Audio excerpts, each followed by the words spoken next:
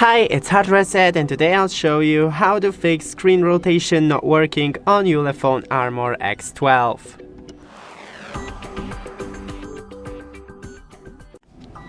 So first, enable the auto rotation in the quick settings. Just scroll 2 times from the top and enable auto rotate.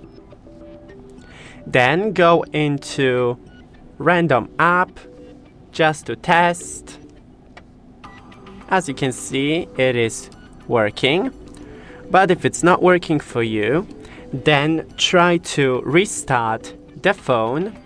Just click restart, or go into the safe mode, clicking and holding the power off button, and OK to reboot to safe mode. Next, you can go into the settings and search for update,